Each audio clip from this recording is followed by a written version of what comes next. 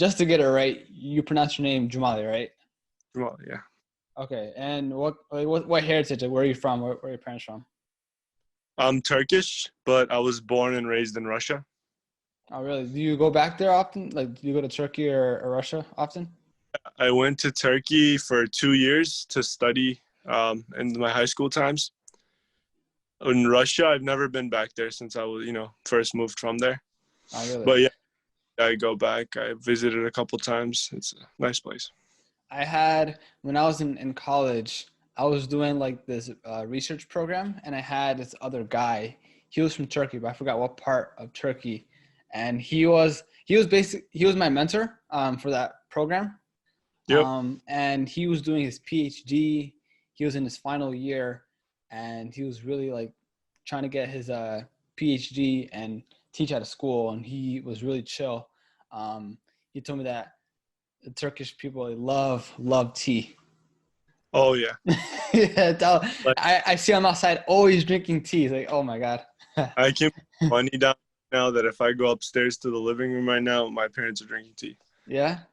Yeah. Are you guys like huge exporters, or like do you guys just consume the most tea in the world, or what? It's cultural from Okay. the times in Turkey. We do have a lot of tea that grows in the country, but most of the time, people just drink it when they wake up, between just chatting with each other. American culture, we have coffee, they have tea. Yeah, yeah. I prefer tea. I'm not a coffee person at all, but like I said, during that mentorship, the research program, I would just be doing my thing, and he would just get everyone in the building, not in the building, but in our group. Hey, let's get some tea, and then we go downstairs, get tea, and just That, chat for like 30 minutes. Like, that's very, I was like, oh, we'll get a quick 15-minute break, but he can go on for like 30 minutes. It's like, oh damn, but he's really a chill guy. That's something I do remember. But yeah, I always wanted to visit Turkey. I think in school there's also programs to actually study in Turkey. But yeah, so just to provide some context, you have your own clothing brand, right? Illicit Club, right? illicit, yeah. Illicit. So what was the motivation behind that? Okay, so when starting from, when I was really young, I've always wanted to wear clothes that were Nike but H&M. You could Hmm. wear it to the gym, but you could also wear it out. Like I loved Nike's clothing, but when I wore it to events, they would be like, "Are you going to a soccer game after this? What's going on?" And I wanted something that could look good but be comfortable enough to work out in. Hmm. Like, going later on, my cousin that lives in Georgia, he has his own clothing brand, and it's very, very successful. And just seeing him motivated me a lot. And I met a lot of other people that had clothing brands that just kept adding to the fire. I was with this one guy in Florida. He had his own clothing brand. We were walking down the beach. This moment I remember. He saw a random guy on the beach wearing a t-shirt from his brand. And he like smiled, he noticed. The guy didn't even know him. He was the owner or anything. He was just wearing the clothes. And I was like, oh shit, I want that moment. I want to go walk down and see people wearing my clothes. Not because of me, but because the clothing is good. For sure. I think a lot of people may agree on this, but the clothing industry, like creating a clothing brand, is extremely saturated. But there are ways of differentiating yourself. Either that's through your brand, like your story, the art behind it, the material, like the quality of it. And so your clothing brand, you said it's kind of like athleisure, right? Kind of split between Yeah. like gym That's, wear and like being comfortable, right? yeah. Okay. So that was Yeah. like your Extremely saturated market. Like if you was just scrolling through Instagram, like 2 out of the every 10 ads you see, 1 out of every 5 ads you see, they're going to be about a clothing brand. hmm Did you If it feel, market, you just need to find ways of standing out. yeah. And so you never felt discouraged because had that moment, or you saw that moment with you said your cousin or your friend, right? And he was you saw a random guy wearing his apparel, and he was just smiling because, that must be a really cool moment. So that kind of like sparked like a huge interest. You had a friend in Georgia, or you said your cousin in Georgia had a really successful brand, and you're like, why not? Let me start my own brand, right? Yeah, not just that. Like seeing big companies that succeed, like Gymshark, right? One of my Oh biggest yeah. companies I look up to is Gymshark, and the owner of that, he was just a college student like me when he decided, yo, I love gym clothes. He does more like 100% active wear when he first started, like the gym string type of Oh clothes. yeah. Hmm. He was like, nobody does this as good as I want it, so why can't I do it? That's how I was. I'm like, nobody makes the clothes that I want, so why can't I make it? It's not like it's a low audience. Everybody works out. Everybody has that interest. Everybody wants to look good while working out, so why not? For sure. I definitely watched his videos on how he started.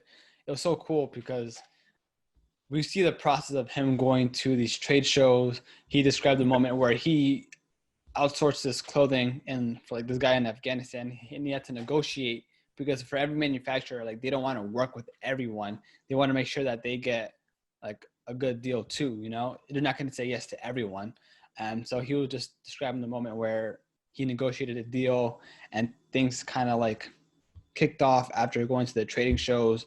A lot of the people in the gyms really messed with his clothing, and he hand stitched all the logos onto the clothing.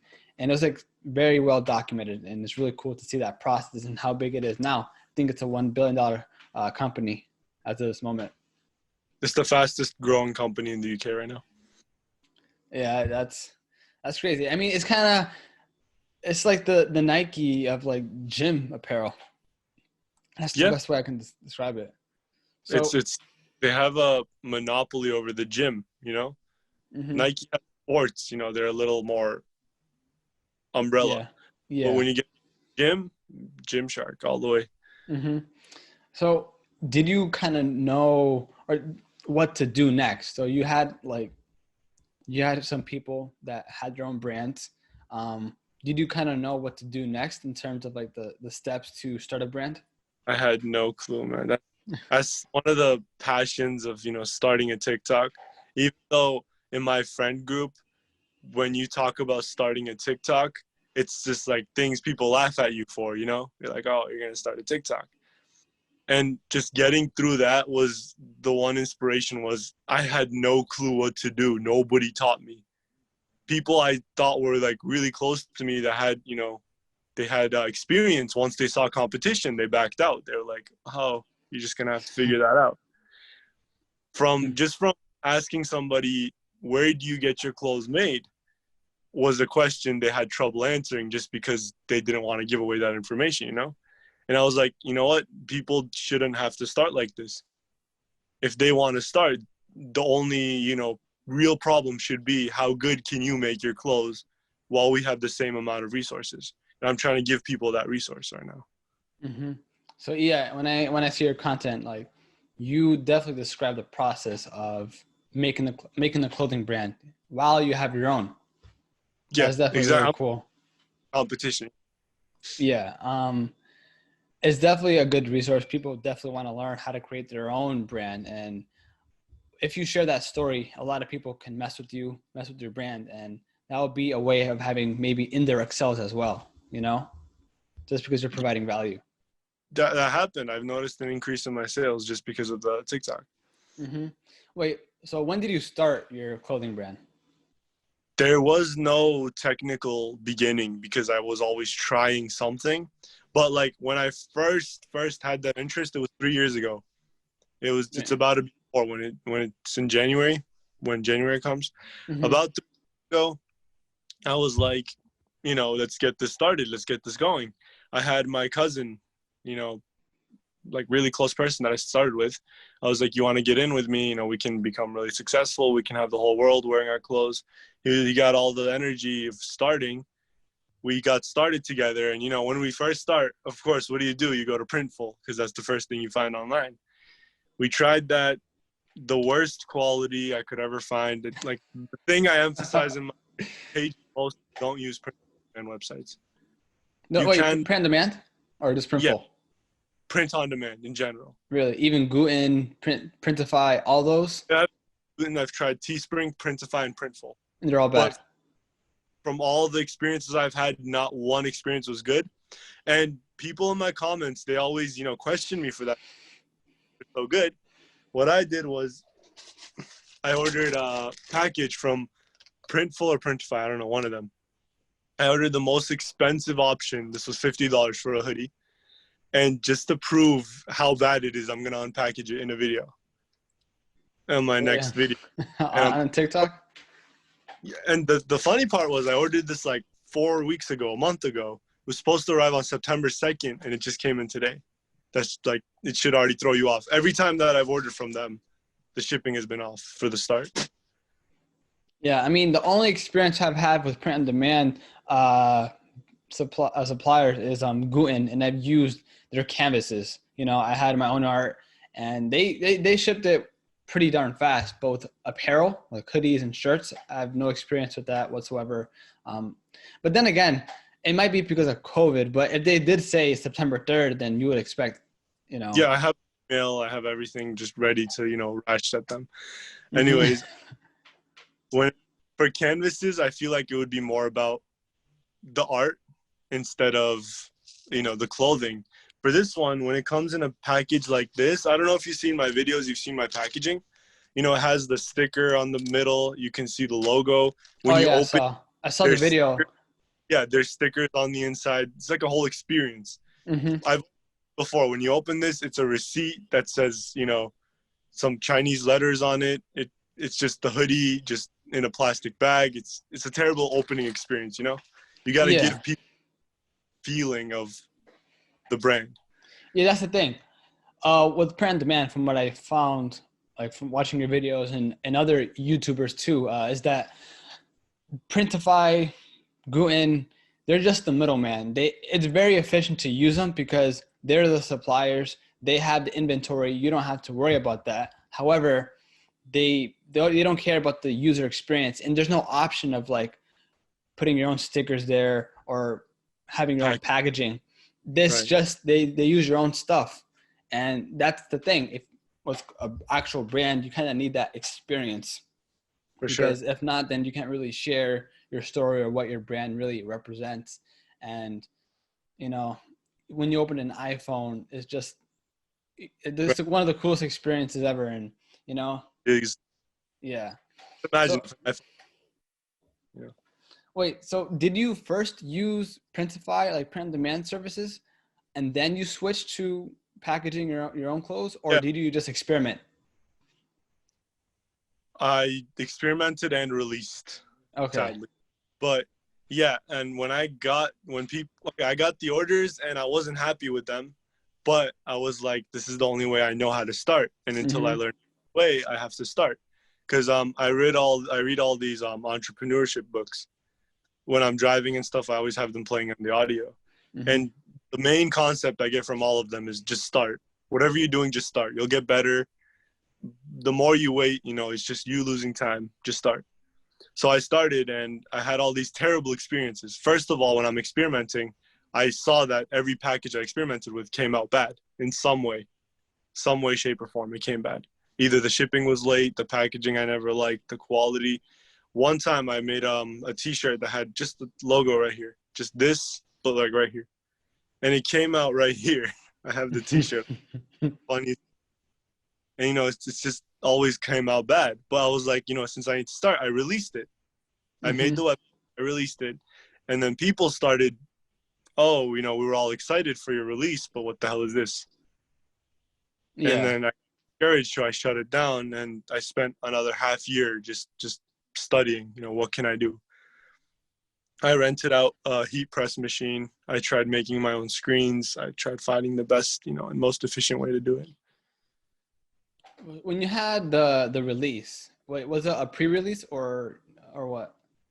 Just a hard release. A hard release? And yeah. I just feel when you start a new brand, whatever it is, it's really hard to find customers. Who were your first customers? Were they like friends and family, or did you kind of use Facebook ads, advertisements to get your client? I wanted natural growth. Oh, really? But I spent a good 3-4 months just making one pieces, shot a couple commercials, and I hyped up the brand like crazy.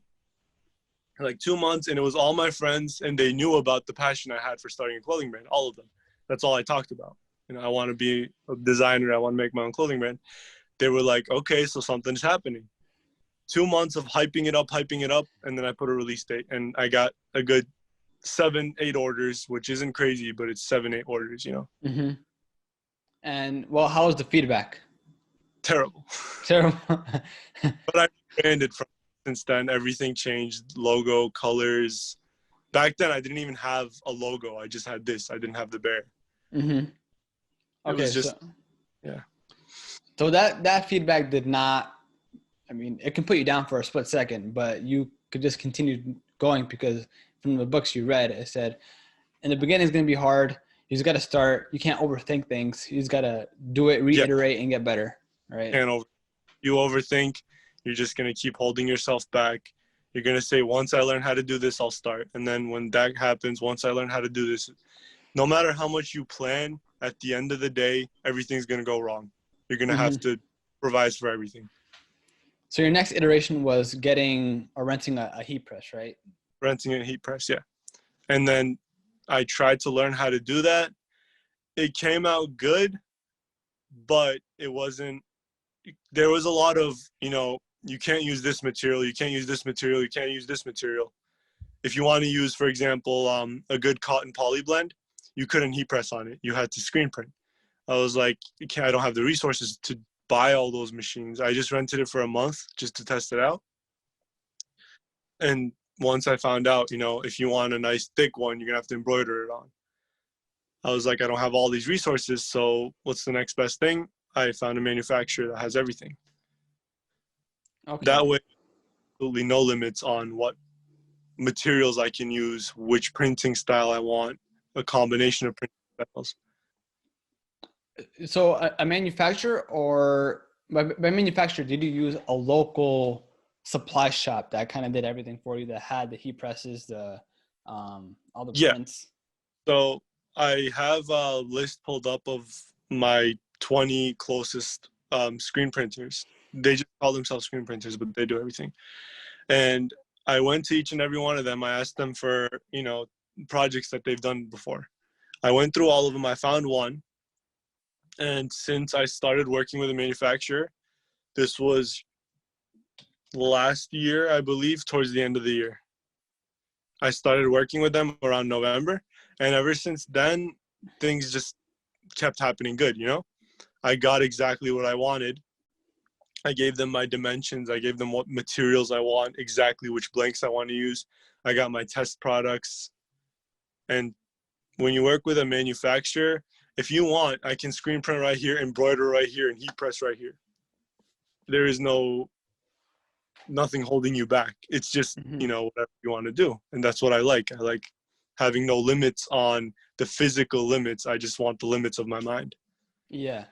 I definitely try to create not a whole clothing brand, but just to create clothes. I didn't do it through Printify, and I was just assessing my options to see which one was more expensive, what was better in terms of quality. And when I called my local suppliers, my local manufacturers, the expenses were much higher than those of Printify. And really, to save money, you got to order a ton loads of shirts. That's the thing. You kind of have to find that right balance, because if you're just starting up, you don't want to have like hundreds and hundreds of shirts. You want to keep your inventory pretty low and see if it sells, and then you can restock. But the initial cost of your shirts are going to be really high. Yeah, when they charge you that money, it's because of the value they bring to you. Mm-hmm. The value, I think it's worth it. But when I first started, you don't have to order a ton. Like, you think you over exaggerate a little bit. You said hundreds and hundreds. No, when I first started, I started with a blank with hoodies, and I believe I ordered, I could be wrong, around 40 to 50 total of all sizes. Not individual, but like total of all the sizes, it was 40 to 50, somewhere around that mark. And they gave me a decent price, I'll even say the prices, it was like $15 for a hoodie. I believe that was what I had for the blanks, because I used a really high quality hoodie. And then the print cost was around somewhere between $5 to $8. And it had a front and back print. So, it wasn't that bad. It's still more expensive than Printify, of course. Printify is free. You don't get at all. But you have to make some type of investment if you're serious about this. So each hoodie was around like $20, $22. Yeah. Okay.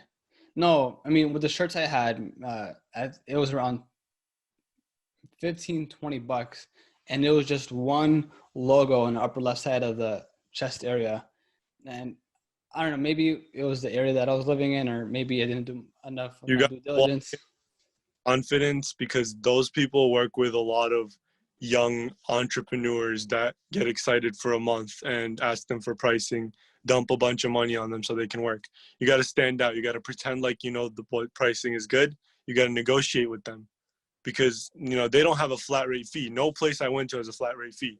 When you ask for their menu, they don't give you once front print this much money. No, you talk to them. They're like, okay, what do you want exactly? You want this. They draw you up a quote. If you want to order this many, it's how much it costs. If you want to order this many, I say to them, total, let's say $800 for this order. Hey, I work with you guys all the time, bring it down to 700. Yeah. Okay, yeah, we'll do that. Or I say, get rid of the initial print, the screen fee. They make a fee for making the screen itself, for like one-time fee. I say, get rid of this for me on this order. They say, yeah, sure, why not? Mm-hmm. You got to negotiate. Yeah, I think that's the thing. Here in the United States, you don't really think about negotiating. Maybe in a foreign country, you could negotiate, but when you live here in the United States, 99.999% of all businesses is a fixed price. And, I think you're right. I guess for anyone listening, if you want to create your own clothing brand and you have a local supplier, local print shop, then I guess you should negotiate. I literally had no idea that you could even do that, because like I said, almost everything here has a fixed price. Yeah. You got to look at the back end of the market too. When you look at the front end, of course, they're going to put an initial fee. But when you look at the back end, when you're ordering more than 10 of single item, you have every right to negotiate. Even at the Apple store, that's like the place you go to expect the least negotiation, right? Mm-hmm. I go there and I say I have a business, I want 50 MacBooks. They're going to negotiate with me. They're not going to give me a flat rate fee, like even a place like Apple. Because when you look at the business side, businesses do businesses with each other. They talk about pricing. They don't have flat rate fees for anything. Yeah. Okay. I can understand that viewpoint now. So the suppliers also had their own hoodies, or did you kind of supply them with the hoodies that you found somewhere else? You have the option to just go with their printing fees and order your own. But from all the suppliers I know, they have their own catalogs, and they're these thick books of all the companies that they can bring in clothes from. And when you go to them, or at least the supplier I work with, some of them didn't do this. I say, bring up the catalog. I pick 10 products. I'm like, bring me a large of this, a small of this. They bring me each and every one of those. I take it home for the week. I test it out. I work out in it. I go out in it. I wash it a bunch of times. I dry it a bunch of times. I test the quality, And then I come back. I say, okay, this is the one I'm going to work with. This is my order. Mm-hmm. And they're all blanks, right? They're not just filled in, right? Because if you want to get a whole screen made for one print, they'll kick your ass. Yeah. That's what I use for. I use that for my designs, my mm-hmm. concept. I was going to say, most people in the beginning, they probably use Gildan as their hoodies or t-shirts. And one of the things that really stood out to me is, if you're a brand, you want to make sure that you don't have that Gildan logo or the Gildan tag, and you want to have your own. But in your case, all your things were blanks, right? Yeah, and I watched a lot of YouTube videos learning these things. And the things that most of them said is, don't have, when you look to the spec sheet of all the blanks, they say rip-off tags. Rip-off tags means there's two tags. There's one tag that has no branding on it whatsoever. It says all the materials, the washing style, everything. And on top of that is a rip-away tag with their brand logo. Mm-hmm. So when you get your shirts, just rip off that top tag. That way you can print on a tag on the back right here all my tees, they have printed tags on the back, which of course is a luxury you can't have with these print-on-demand websites too. Anyways, they have the printed logo on the back, plus they have an actual tag with all the materials, the washing styles, everything, you know? So you have that option of having that tag where it tells you how to wash it. And then do you have like an actual tag, or is it just heat pressed against the shirt with your logo? It's called pad print. When it comes to tags, you don't use screen print. You can, but it's better not to.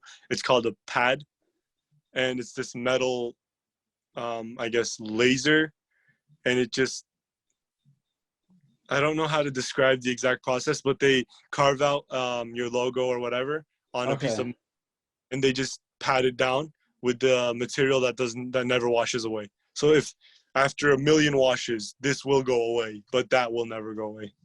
Okay. So it's not a physical it's not a Yeah. physical tag like the one that you have on. Okay. So they did that. Okay, that's different because whenever I hear about other brands, like I said, they either use Gildan or they have the championship logo on the left side, and it made me think like, okay, the championship logo might be cool, but if you're your own brand, you kind of just want to have your own logo there and not show anyone else's. But Yeah.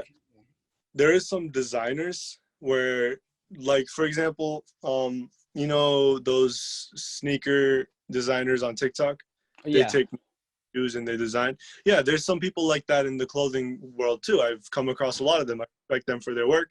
They take same exact concept. They take a champion, they print on it, they draw on it, they do whatever they want, but they sell it as a champion hoodie. Okay, that's a complete different market. That's very respectable. It's art. But hmm when it comes to branding, you should stay as far away from that as possible. And plus, yeah, you're also at the price of champion when you're selling it. You're not going to sell a hoodie for your own price. You're going to sell it for champion's price plus your own price, which can hurt you a lot. oh for sure. Now at this point, um, in terms of making the clothing, do you feel very comfortable of how to make the designs, how you want it, if you want it like, like you said, depending on what the material of the shirt is, you can't do everything. You can't do a heat press. You probably can't do embroidery for all of them. There's a lot of variables. It's a lot of research, a lot of due diligence that you have to put in. So you kind of have all that down, right? Yeah. Right now, I have to the point where I have very little limitations because I work with a manufacturer. Mm-hmm.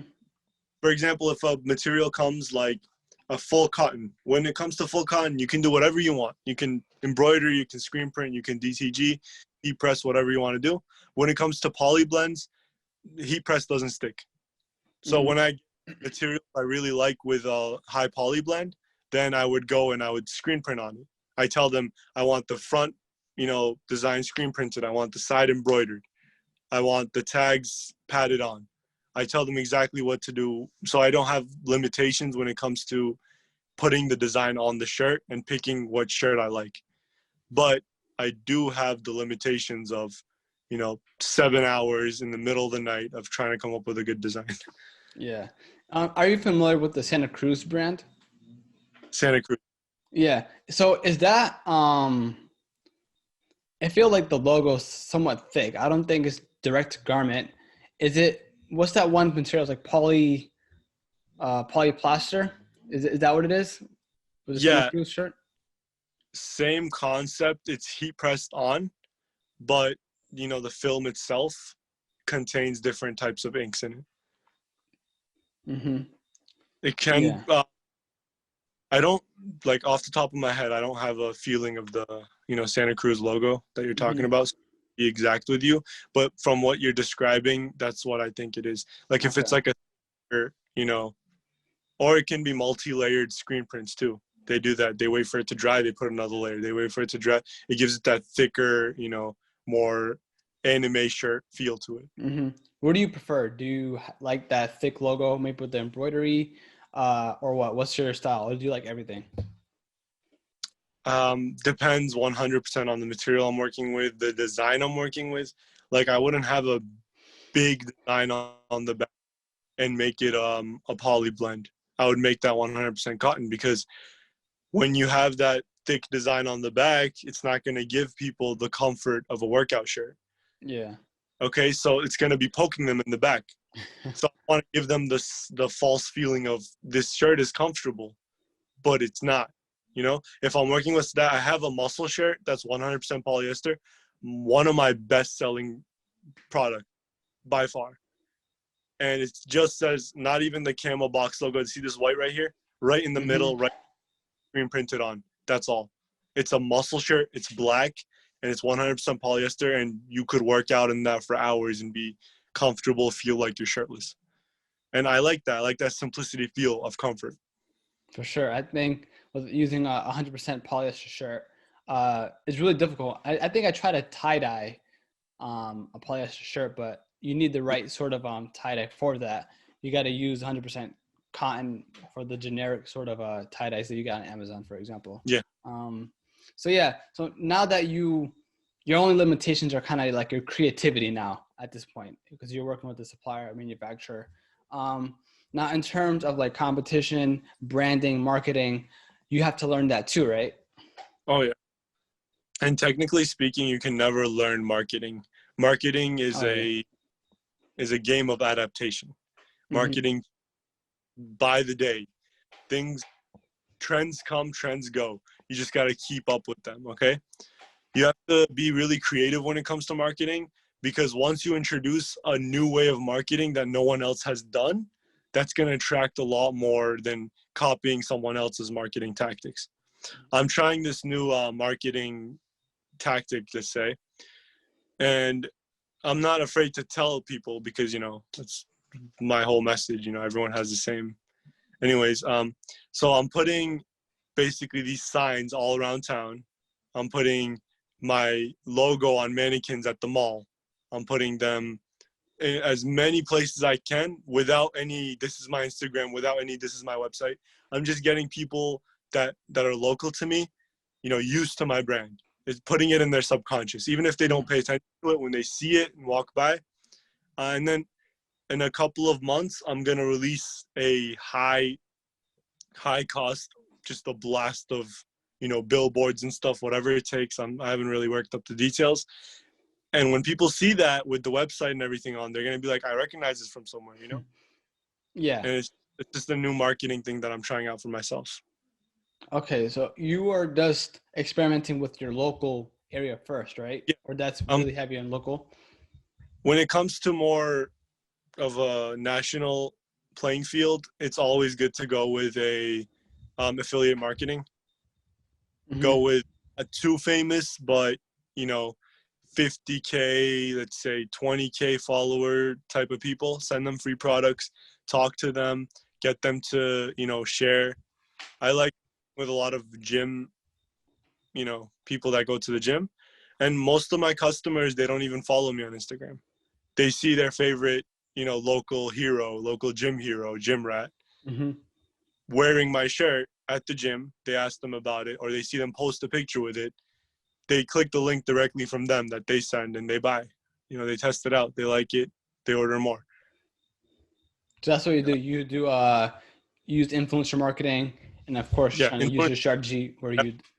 Okay. it's been done hundreds and hundreds of years ago, and it's still being done now. So do you think that's like the bread and butter for any clothing brand? Yeah, that's the sweet spot for marketing. Okay, you want to get into marketing, you don't have to test out different tactics. Just do this because this one works.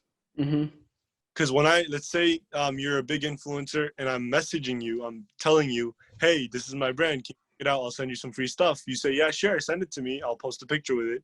What could go wrong? Worst case scenario, they scam you, they take the things, whatever. That's just one person. But 90% of the time, they're gonna, you know, respect you. They're gonna take the clothing. They're gonna take a picture, maybe post it, depending on what you guys talk about. They get free clothes, you get some free clout, and everyone's happy at the end of the day. Yeah. And do Yeah, you tell them what to post, or like a description, or do you just let them have the free range of saying whatever they want? One of the other heroes I have from watching all their YouTube videos is, I don't know the YouTube channel, but their clothing brand is this Canadian one. What's it called? Heybot or something like that. I don't know, but their contents are really good. They have the same concept as me, where they have their own brand, but they teach people how to make their own brand. And what they talk about is when you're talking to influencers, this is really important, don't be too pushy. You're going to say to them, hey, I like you. I like what you do. You work out. I like your content that you put out. I want to send you a couple clothes. I want to get your opinion on them. And trust me, they're going to post about it. They're going to hype you up. They're going to wear your clothes a lot. But once you start asking them, they start backing away, you know? Yeah. It's like, how do you catch the sun? If you run towards the sun, it's just going to keep getting farther. If you turn around, you run the other way, it's going to come after you. It's like that. You just got to be, light. You got to be gentle. You got to be like, hey, I like you. I want to show you my clothing. And I'm genuine about that too. When I see people working out, I'm like, hey, I can make your experience better. I can make you look good and feel comfortable while you're working out. I'm like, Sure. test out my... And I don't really care if they don't post, because with my intention, I want them to give me feedback, and that's enough for me. I ask them, I'm like, how was it? If they really like it, they post about it. They tell their friends, that gets a lot of momentum going. Mm-hmm. And so when you do talk to influencers, are you kind of waiting or expecting a return on investment in terms of a monetary return on investment, or more of a brand equity return on investment, where people can really see your brand? And, if you have an influencer, What I put in my head when I started this brand was, I'm not going to take any money out of it for at least 5 years. I want I don't want the Gangnam Style hype where it's like for a couple months, everybody's on it and then everybody's off of it. I want the Nike Adidas hype where they slowly grew. They didn't just explode at once, but it became culture. It became sporting culture. Yeah. Nike, it's not what you wear when you're doing sports. It's part of the sports culture. Like, how are you going to come to a game without wearing Nike, Adidas, or Puma? Mm-hmm. Those brands. I want it to be like that. I want to be a big shot brand. I don't want to be your local, So I'm okay with getting exposure as my return and not. Yeah. I was watching the Final Dance a couple of months ago, the Michael Jordan documentary, and they were describing that moment when Nike tried to sign Michael Jordan. And at that time, I think Reebok was like the number one brand, and that's what Michael Jordan wanted. And Nike just approached Michael Jordan with his own shoe, and he had like a lot of power, a lot of say within the brand. And Nike didn't have that much leverage because they tried to be in the game. They were mostly known for track shoes at that time, and here they made a new basketball shoe for Jordan, soon to be superstar at that time, and that was kind of like influencer marketing, and that's what kind of changed their trajectory, because now this is before Michael Jordan won his trophies, his rings, and whenever you see Jordan win his trophies, win his games with the Chicago Bulls, you see him wearing those shoes, and that was, I think, the inflection point for Nike. Without Michael Jordan, I think Nike wouldn't have been that big. And yeah, so maybe it can be the same thing for you in that case. You may be just one influencer away, and as long as you keep chipping at it, not worrying about the monetary value, but worrying about the brand return on investment, that can be a huge play down the line. Yeah, and you got to respect your influencers too. Don't think of them as influencers. Think of them as these people showed an interest in what I'm saying, because Mm-hmm. when people, out of every 100 people, one of them messages me back. Mm-hmm. And just being one of those people, I'm like, hey, this guy is showing an interest. He's going to be a part of my family, part of this brand. So I try to show them as much attention and as much, as you said, I'm like, hey, what if we make a new design for you? I work with an MMA fighter that's local here, and I made a complete new line with his name. Yeah, I did that. And I did that because, I tried to show as much attention to him as possible. I know what you're talking about. When that happened, Reebok was basically like, here's a contract, the same one we copied and pasted and sent to all the athletes. And Jordan didn't really feel too, special. But Nike gave him that, hey, you're going to have your own shoe. You're going to be a big part of this. You're going to have your own say. that the attention itself gave Jordan, more of warmth when he came there. It felt like family, not just another business deal. Mm-hmm. I see that. So you want to incorporate that sort of same style of being treated more special rather than just having a contract, right? Yeah, of course. I Yeah. tell the influencers, I'm like, hey, if you want, whatever picture you want to send me, I'll personally take my time. I'll edit it. I'll make it however you want. Post it yourself. I'll post it on my thing. I'll help you grow. You help me grow. It's a two-way thing. Yeah, The definitely. family, any support, I got you. Anything you want, I got you. You got to I'm at, create win-win-win scenarios for all parties, for you, for him, and for the audience too. That's the yeah. biggest thing to do. A lot of people, on TikTok, I tell people, DM me if you need any help. A couple of people DM me with their screenshots of messages that they sent to influencers.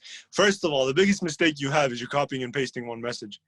Second of all, you're telling a guy that has 100,000 followers, you have just your logo printed on a blank Gildan shirt, and you're telling him, hey, I'll send you free stuff. You post it on story and keep it up for 24 hours and put it on your feed for a day.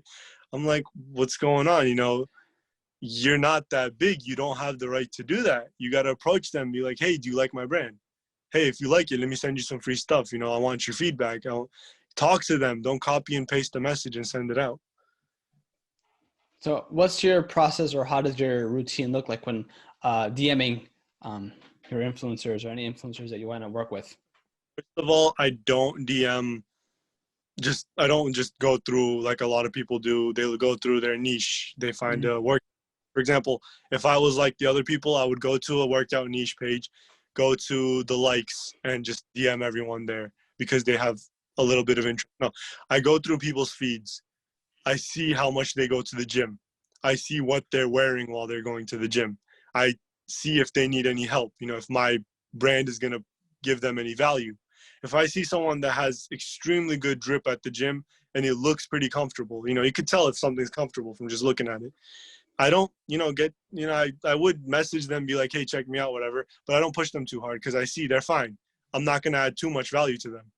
But once I see somebody that's wearing either really uncomfortable or really comfortable but ugly clothing to the gym, I'm like, hey, I can make your life better. I can bring you value. Check me out. Give me feedback. Let me improve your life. You improve my life. Yeah, I see. So you're really going in, really in there. You're really analyzing your target audience and trying to provide as much value to the people who kind of want that, even if it's Yeah. indirect. You got Yeah. your back hurts. My life. I had it up for two. Oh yeah, but yeah, that happens to me, man. When my back, it feels like it's too compressed, and I just gotta stretch. Um, that's the worst. I mean, you gotta like sometimes just stand up and just stretch a little bit. Anyway, I wanted to mention one thing that came to my mind. When people know you for your own clothing brand, it's important that you have to keep up that lifestyle. If you're making a clothing brand based off of live life happy, enjoy yourself, and you're on posting sad songs and really depressing vibes, people aren't going to mess with you. But if if you have a clothing brand based on sports, people see you at the gym every day. You're on your story. It's always another day at the gym. Your feed, your body looks like a body that goes to the gym. People are like, hey, this guy knows what he's talking about. Mm-hmm. And experience, at one point, this was 3 months ago, okay? It was the end of it. For 6 months, I was so into my brand, so into making it better, so into designing new things that I canceled my gym subscription because of how much time this took from my life. And all I did was this. And, the people that saw me at the gym every day, they're like, you're trying to sell me things that you have no idea what it's about. Okay, yeah, you used to come here, you used to hang out, but how do you know now? Once I got back into that gym, people, started respecting, the momentum came back up. So you got to live the life that you advertise.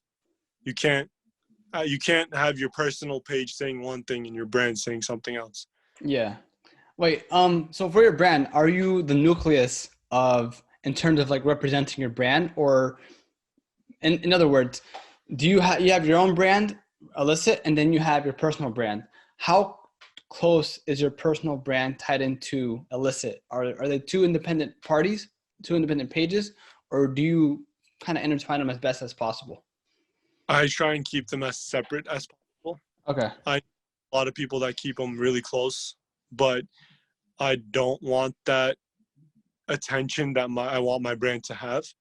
So what I like to do is, you know, even in my brand's bio, what most people would do is owned by, or, you know, Yeah. I can't find me like that directly. You got to look if you want to find out the owner. I try not to model my own clothing too much. I try to keep myself as far away from it as possible. But that's just me being me, not wanting the attention that I want my brand to have. Mm-hmm. But, you know, my friends, my main customers right now are the people that I hang out with at the gym. They're the people that like the value I bring to them. They know me in real life, so they have no choice but to see me as one with the brand, you know? Yeah. Because whenever they see me, I'm either testing out a new fabric or they ask me about it. A lot of questions I get is, why do you never wear your brand? Like, I'm trying to test out new fabrics. I can't just be wearing the things I already made, you know? Yeah, that makes sense. Do you have like other strategies, maybe like guerrilla marketing strategies to help grow your brand awareness? I know you said you had mannequins, you're working with the MMA fighter, having his own separate line for him. Other tactics that you have used, for example, going to local shops, having your clothes, kind of negotiating with the store owner, having your clothes in You stock. can you can do that. That's a tactic.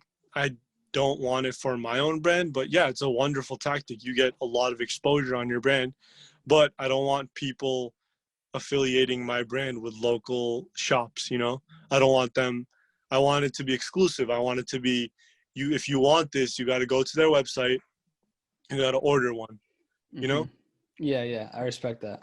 My own brand personally. But if you just want sales, I know a lot of people just want sales. Man, Facebook ads, learn that shit. It'll get your brand on top. You keep feeding it money, it keeps feeding you back more money. It works. If you learn how to use it properly, it works. Mm-hmm. But it's not going to take you too far. It's going to take you fast, but not far. Yeah. You want you're close to being local shops. Yeah, sure, you'll be the local hero. You might be the best gym apparel in your local area, but that's all that you're going to be. You'll make good money, but that's the end of it. You don't have a legacy going for you. Yeah, I What feel I you. want, I'm trying tactics that are going to put me competing with Nike. Yeah, I totally respect that. You wanna, with Facebook ads, if you're looking for a quick buck, you can make money in the first 6 months, but in the long term, your brand is not going to go anywhere because you're going to be depending on Facebook ads. You're going to be depending on spending money to make money. But with Gymshark and Nike, people just buy them because their brand equity is just unbelievable, and they don't need to Right. spend money on ads, even though they do. But now a lot of their purchases, a lot of their orders are just purely organic now. Second nature to us Americans, at least, even across the Yeah, globe now. for sure. When I started with the whole entrepreneur vibe, first thing I did was drop shipping, and Facebook ads works. It brought me a lot of money, but it just didn't make me satisfied because what I had a general store from drop shipping. It's straight normal AliExpress, everything like that. I sold necklaces, I sold phone cases, I had a bunch of different websites up, and nothing sold until I put a Facebook ad up. And in that duration, things sold. I made money. But at the end of the day, I wasn't happy. I'm like, nobody knows about this. They just find an ad, they like something, and they buy it. It doesn't build you a legacy. It just brings Yeah, you wealth. And I feel it. that's what I want for myself. So how do you allocate your time? You got the marketing, you got to test new fabrics, test new styles, create the styles for your shirts and hoodies, work on the social media, hit up, the influencers. If you do that every day, I Well, don't know. Yeah. So how does your day look like? okay. Right now I'm in a bit of a mix. Because of COVID, I Mm-hmm. took this off because I'm very picky on how I learn, and I just can't learn online classes. So I just took off from school. I go to university, and I have a full-time job. So from 9 to 5, I'm working. Right when 5 o'clock hits, my office is 2-3 doors down from the office that I work at for my full-time job. I go to my office for 3-4 hours. I just fulfill orders by myself. I always have friends, the show, playing in the background. I'm just sitting there fulfilling orders. I'm either on FaceTime with somebody or watching a show, hanging out. And then I start making some new content. This is new, by the way. I started like a month ago, TikTok. I just start recording new content, whatever I want to put out. And then I go home for the night.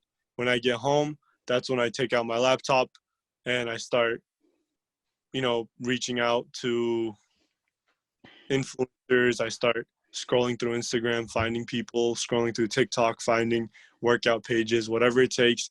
And then that's when nighttime comes. I either go out, hang out with my friends for a couple hours or whatever, just to cool off. And I come back, and till like really late hours, those are the times I just design just to myself. I have my pen, I have my papers, I have Photoshop, I have Illustrator running, just designing new things, Yeah. And most of the time, at that time, I have all my blanks I'm testing out the fabrics for, seeing what would go where. And if you see my blanks that I have, they're covered in pen of, measurements and stuff. So it's all you. You're the only guy working on this, right? On Illicit. My cousin, and he backed out. He said, this is not for me. I'd rather have a school. I'd go to school, get a full-time job, live my life like that. And I'm happy with that. And I was like, yeah, if you're happy with that, pursue that. He's committed to school, whatever. But yeah, I took over. We started together, but I'm continuing by myself. This was wait. The thing is, it's a very long-term project what you have, and it's really cool. I think a lot of entrepreneurs nowadays, they're looking for that quick buck. They don't want to build that legacy that you're trying to build, and it's going to take time. But once you hit that, I think the sales, not only the sales, but really the legacy starts to really add on. I think there's a saying that to build a brand that people really recognize, it takes more than 5 years, to build like an actual brand. And that seems like a long time. And with the content that we see on TikTok, YouTube, Instagram, it almost seems that people make money almost immediately, the day after, like creating a drop shipping store. And that's probably not the case. You do need to take TikTok's audience generally people that are excited to earn money. Yeah. Lure them in by saying, hey, I could teach you how to make $20 2 minutes. It's ultra clickbait on TikTok. It's 15 seconds to ultra clickbait. It's like drop clickbait. It's like, clickbait on steroids compared to YouTube. So I think, you definitely have to watch how you could make money. I'm not going to say I've never tried drop shipping before, never really started doing a clothing line like you're doing right now. There's definitely money to be made. However, at the scale or at the speed that people kind of portray it, that seems kind of sketchy. I think great things take time. Yeah, for sure. The reason I stopped drop shipping, it is as advertised. I'll say that much. It is, 2 days later you start making money. If you know what you're doing, of course, if you know what you're doing. In 2 days you start making money, but it takes a lot of work. It took hours and hours just to make a couple $100, of Facebook ads, because it's really hard to figure out, what's the next big product. That was the most annoying thing, looking for products that sell. I hated that. And an uncomfortable experience. Yeah, sure, it brought me money, but it took away a chunk of my time. I wasn't doing what I liked doing. I was just earning money.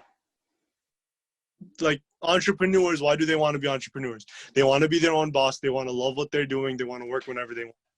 Drop shipping doesn't give you that. You have to constantly be working. You have to, be there when the timing is right, because best times to sell, noon, afternoon, and closer to sunfall. You got to be there. You got to be selling at that time. It's not like it's false portrayal of entrepreneurship, in my opinion. Yeah. I mean, but pull it off. Once you automate that system, it's crazy. It's a quick buck. And for people that want to start a clothing brand, that's Facebook ads, short term, go for it. If you want money, why not? You know, if it works for you, go for it. It's just you have to know what you want before you start. When I knew I wanted a big brand, I wanted a legacy, I wanted to make a mark on the world, I was okay with not earning money from it for a while. Quite the opposite. I take money out of my pocket every once in a while and put it into my other bank account, my brand's bank account. You know, I steal from myself. That's what I call it. No, I like that. I mean, with drop shipping, I definitely do believe that if you love the action of just selling products, just the raw products, then it can be a good model for you. However, if Yeah. you want to build a brand, and it's a completely different thing because you have to build the story and it's a lot more long term. I think drop shipping, it is a business at the end of the day, but you just gotta, if you want to build something that's very long term, you got to make sure you really enjoy what you're doing. Before you just know exactly what you Yeah. want your to look like, what you want to be doing on your free time. Like if I was designing clothes on my free time, I'll take it any day. I've been doing it for 3 years straight. I'll keep doing it for another, 70 plus. I like it. It's fun. Hmm. I like seeing people wearing my clothing. Yeah. Do you kind of have a slogan or a motto for your brand? The Legends Only Club. The Legends Only Club? It's kind of the slides when you say that. I like that. And okay, It people the feeling of this is exclusive. yeah. Not every welcome, and I like that. I've went through two slogans that didn't work, and this is my third one, and I think it's going good for me. My first one was really funny when I look back at it now, but my young self, I was Like like, oh cringy, like you're yeah, cringy. It was be the illest, be illicit. be the illest. Be I mean, that's not. I thought it was gonna be worse. No, it's. It could be, yeah. It's not the worst, but now like when I think back, I'm like, who says illest? You know? You think it was too cheesy?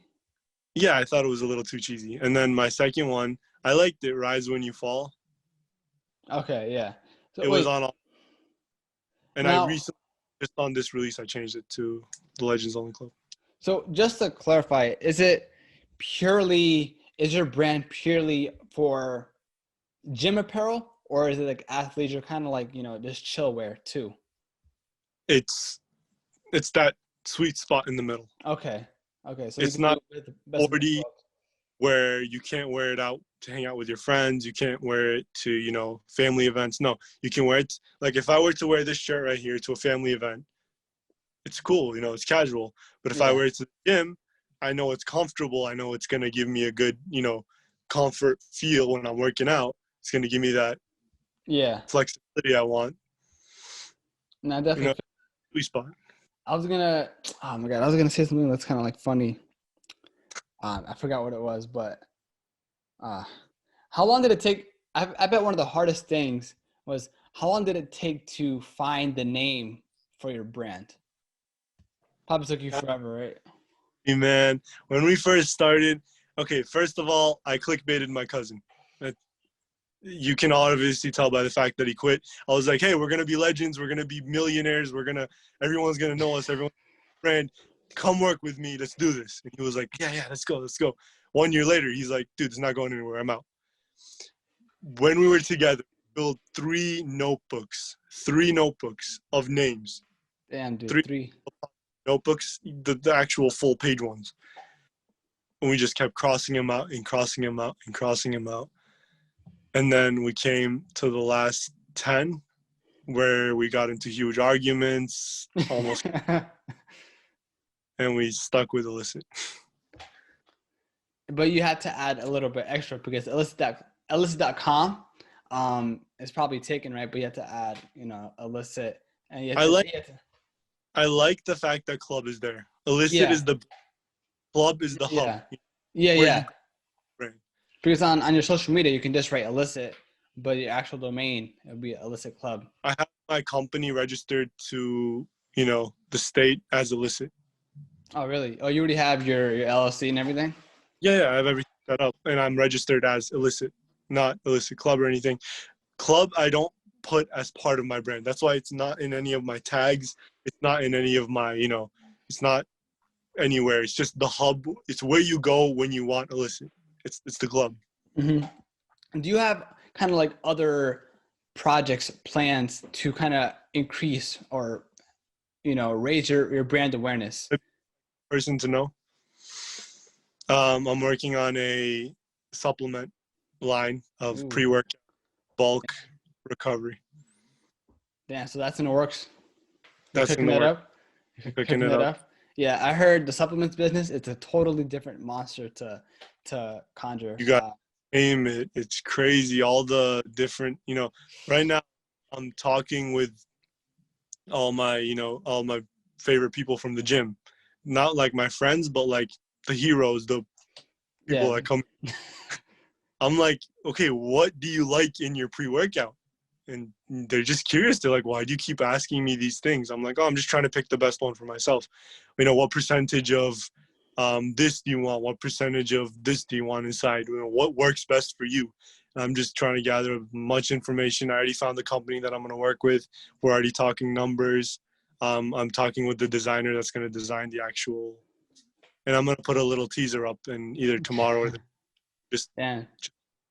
Then you definitely threw a curveball right there because I thought you were just strictly a clothing brand. Now you got this now.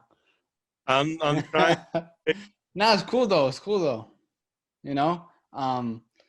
What about, I don't know, I feel like with your brand, it'd be perfect to have like a dope podcast with people in your gym or people who align with your brand. Have you ever like thought of that? I think it would be cool. I don't know. Podcast. I've never looked into podcasts. When you asked me to be on a podcast, I was like, hold up, hey Siri, podcast. Mm-hmm. I've never.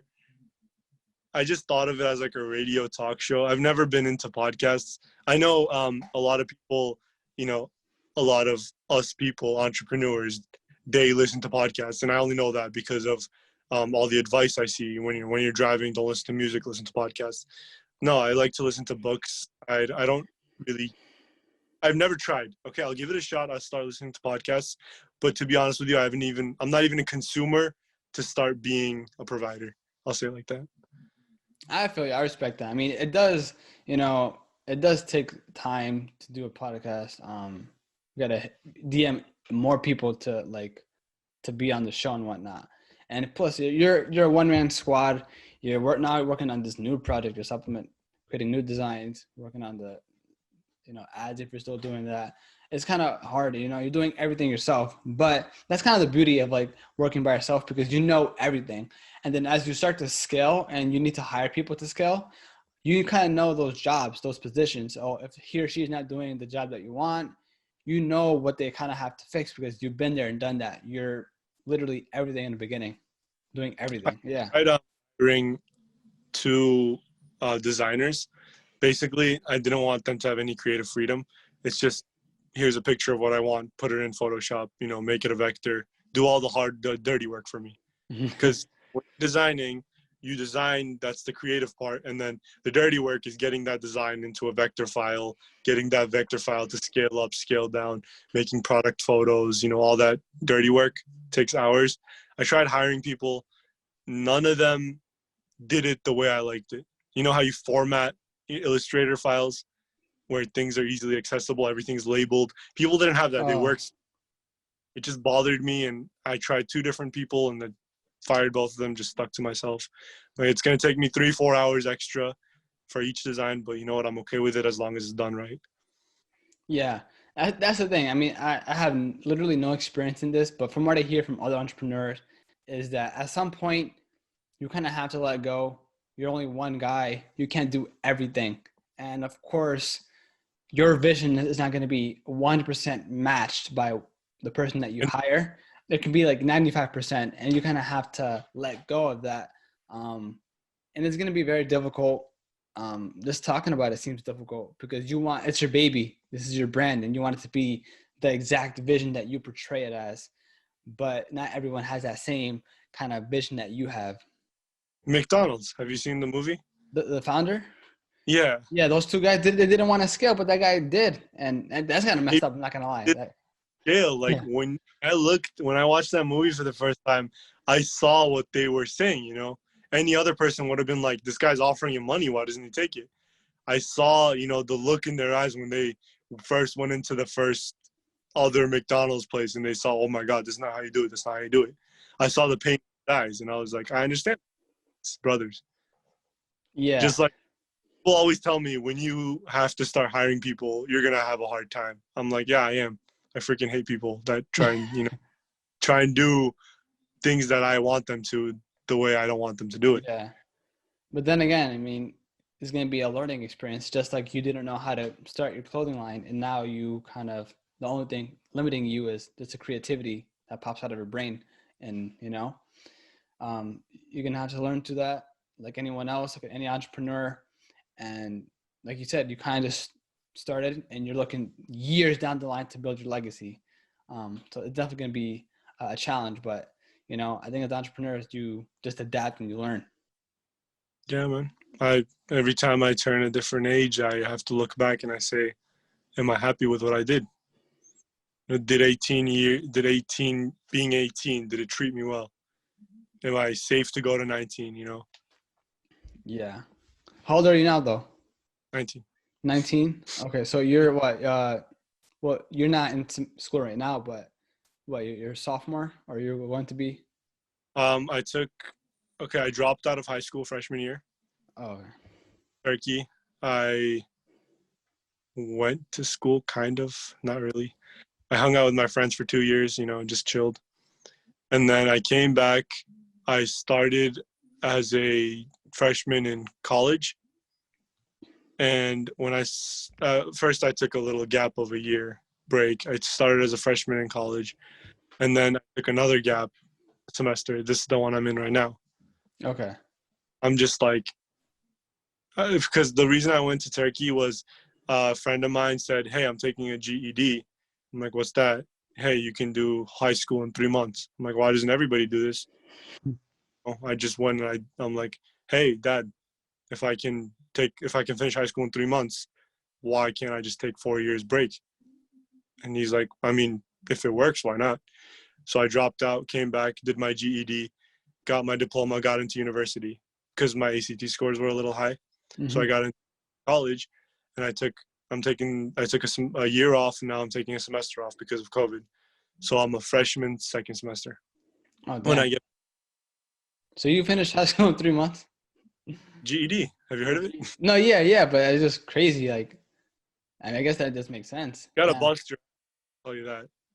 What was that? Because you gotta bust your ass when you're doing GED. Because I really you skip the animations and go straight to the gameplay. It's just the tests of all subjects. Just take the test. And that's crazy. You can have study as you want. You have 4 subjects. They give you all the materials you need to study. You can schedule your test for whenever you want. Theoretically speaking, you can finish high school in 4 days. But they don't have any of those opportunities in the U.S. Just that is in the U.S., man. What I'm talking about. Oh, but so you went to Turkey to take it, right? Or your friend did it in Turkey? Relax, because I had the time off. Oh, okay. That makes sense. All right. Yeah, that's actually a good idea. Then. Came back, did my high school in 3 months, got back into college, and just kept going from there. Damn, that's actually, for anyone who kind of wants to accelerate that process of, maybe you go into college, getting a degree, and then, I guess start their life right away, or do what you did, take a break right after taking their GED. That's not a bad idea, actually. My friend, and I was like, not my friend, this kid I met. And he's like, yeah, I do online school. I do GED. I'm like, what's that? He's like, it's independent high school. They give you all the content, you study. But what he did was, he took the whole high school time. He took all the materials. He learned everything day by day. He woke up. He went to the next unit. He went to the next chapter. I'm like, if you can just schedule it, can't you finish it in less time? He's like, yeah, theoretically speaking, if you want to learn all the material, you can. I was like, I want to do that then. I looked into it. I saw that you actually could. So I went for it.